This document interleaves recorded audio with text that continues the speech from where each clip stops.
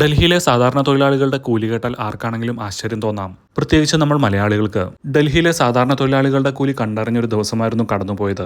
കേരളത്തിൽ നിന്നും കാശ്മീരിലേക്കുള്ള യാത്രയുടെ 14ാമത്തെ ദിവസം. ഇന്നൊരൽപ്പം താമസിച്ചാണ് എഴുന്നേറ്റിട്ടുള്ളത്. രാവിലെ തന്നെ ഹോട്ടൽ ചെക്കൗട്ട് ചെയ്യാനാണ് തീരുമാനിച്ചിട്ടുള്ളത്. ഇപ്പോൾ ഞാൻ താമസിക്കുന്ന ഹോട്ടലിന് ഡെയിലി 2000 രൂപയാണ് റെന്റ് വരുന്നത്. എന്നാൽ 1000 രൂപയ്ക്ക് പോലുമുള്ള സൗകര്യം ഹോട്ടലിലില്ല.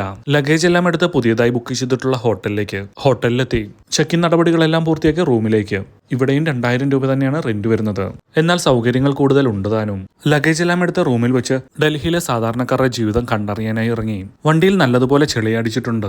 ആദ്യം തന്നെ ഏതെങ്കിലും സർവീസ് സെന്ററിൽ പോയി വണ്ടി ഒന്ന് കഴുകണം. വണ്ടിയും എടുത്തിറങ്ങി. വഴിയരികിൽ കണ്ട ഒരു ജ്യൂസ് കടയിൽ വണ്ടി നിർത്തി. രാവിലെ ബ്രേക്ക്ഫാസ്റ്റ് കഴിച്ചിട്ടില്ല. എന്തെങ്കിലും ജ്യൂസ് കുടിക്കാമെന്ന് തീരുമാനിച്ചു. ഒരു ബനാന ഷേക്കിന് ഓർഡർ നൽകി. ഇവിടെ ജ്യൂസുകൾക്കൊന്നും വലിയ വിലയില്ല. പലതരത്തിലുള്ള ജ്യൂസുകൾ പല റേറ്റിലും പല അളവിലും ലഭ്യമാണ്. ഷെയ്ക്കെത്തി 60 രൂപയാണ് ഈ ഒരു ഗ്ലാസ് ഷേക്കിന്റെ വിലയായി വന്നിട്ടുള്ളത്.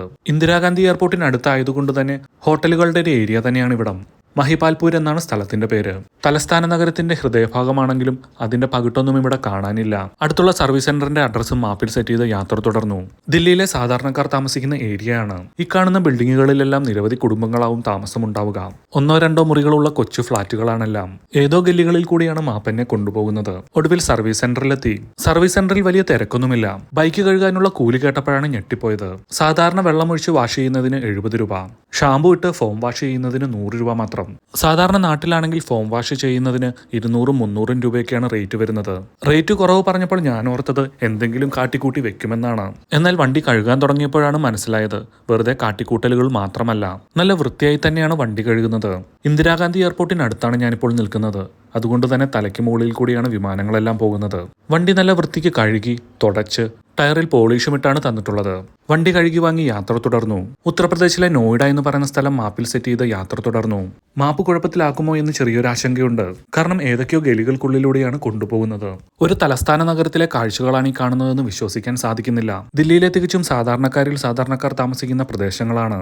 ഇടുങ്ങിയ വഴികൾ, ഇരുവശങ്ങളിലും കൊച്ചു കൊച്ചു ഫ്ളാറ്റുകൾ. വഴികളൊന്നും അത്ര വെടിപ്പല്ല. പലയിടങ്ങളിലും ഓടകൾ നിറഞ്ഞു കവിഞ്ഞ് വൃത്തിഹീനമായി തന്നെ കിടക്കുന്നു. പൈപ്പിൽ വരുന്ന വെള്ളം വീപ്പയിലാക്കി ഓസിട്ട് പല ഫ്ളാറ്റുകളിലേക്ക് എടുക്കുന്ന കാഴ്ചയാണിത്. മാപ്പ് അല്പനേരം ഇട്ട് വട്ടം കറക്കിയെങ്കിലും പെട്ടെന്ന് തന്നെ പ്രധാന റോഡിലേക്ക് കടന്നു. ദില്ലിയുടെ പ്രധാന ഭാഗങ്ങളെല്ലാം നല്ല മികച്ച രീതിയിൽ തന്നെയാണ് ഒരുക്കി വെച്ചിരിക്കുന്നത്. നല്ല റോഡുകൾ, ഫ്ലൈ ഓവറുകൾ, വലിയ രീതിക്കുള്ള ട്രാഫിക് ബ്ലോക്കുകൾ എവിടെയും കാണാനില്ല. മികച്ച ബസ് സ്റ്റോപ്പുകളും ഫുട്പാത്തുകളും ഡിവൈഡറുകളിലെല്ലാം ധാരാളം മരങ്ങളും വെച്ചു പിടിപ്പിച്ചിട്ടുണ്ട്. 2 പേർ നിന്ന് ഡിവൈഡറുകൾക്ക് പെയിന്റ് അടിക്കുന്നത് കണ്ടുകൊണ്ട് വണ്ടി നിർത്തിയതാണ്. ദില്ലിയിൽ സാധാരണക്കാർക്ക് ലഭിക്കുന്ന കൂലി അറിയുക തന്നെ ഉദ്ദേശം. രാവിലെ 8 മണി മുതൽ വൈകുന്നേരം 5 മണി വരെയാണ് ഇവരുടെ ജോലി സമയം. 500 രൂപ മുതൽ 700 രൂപ വരെയാണ് ഇവർക്ക് കിട്ടുന്ന കൂലി. അല്പം ഒരു അഭിമാനത്തോടു കൂടിയാണ് ഞാൻ ആ കൂലി കേട്ടുനിന്നത്. കാരണം രാജ്യത്തിന്റെ തലസ്ഥാനത്ത് പോലും ലഭിക്കാത്ത കൂലി നമ്മുടെ കൊച്ചു കേരളത്തിൽ ലഭിക്കുന്നുണ്ടല്ലോ എന്നുള്ള അഭിമാനമായിരുന്നു എന്റെ മനസ്സിൽ. തൊഴിലാളികളോട് യാത്രയും പറഞ്ഞ് ഞാൻ എന്റെ യാത്ര തുടർന്നു. ഒരു ഫ്ലൈ ഓവറിന് മുകളിൽ പ്രാവുകൾക്ക് തീറ്റി കൊടുക്കുന്നത് കണ്ടുകൊണ്ട് വണ്ടി നിർത്തിയതാണ്. ഒരു പ്ലേറ്റ് ചോളത്തിന് 10 രൂപയാണ് വില.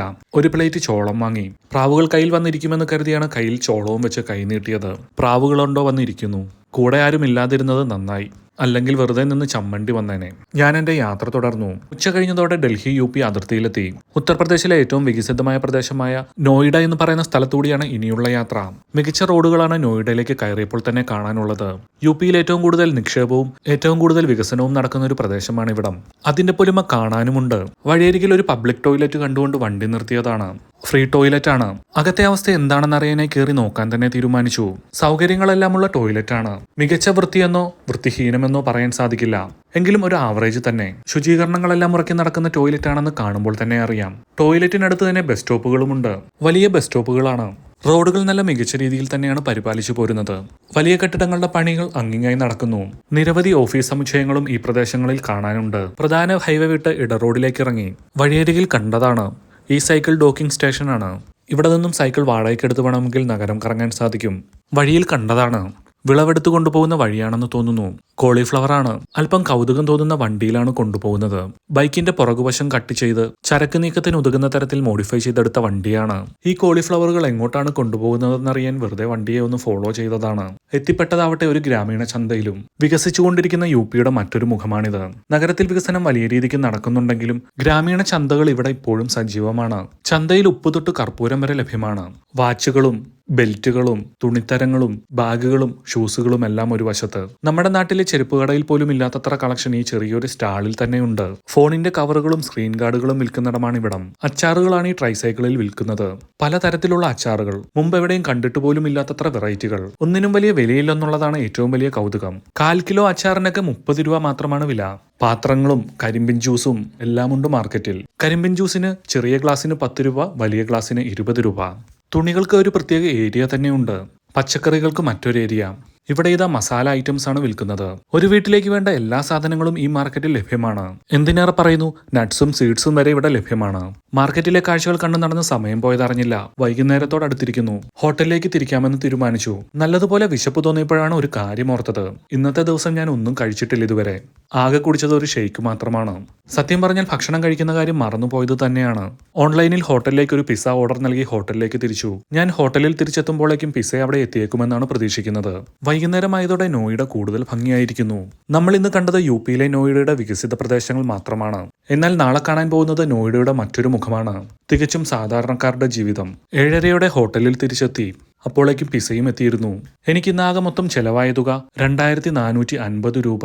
നാളെ ഇനി യുപിയിലെ നോയിഡയ്ക്കടുത്തുള്ള ഏതെങ്കിലും ഗ്രാമത്തിലേക്ക് പോകാനാണ് തീരുമാനിച്ചിട്ടുള്ളത്.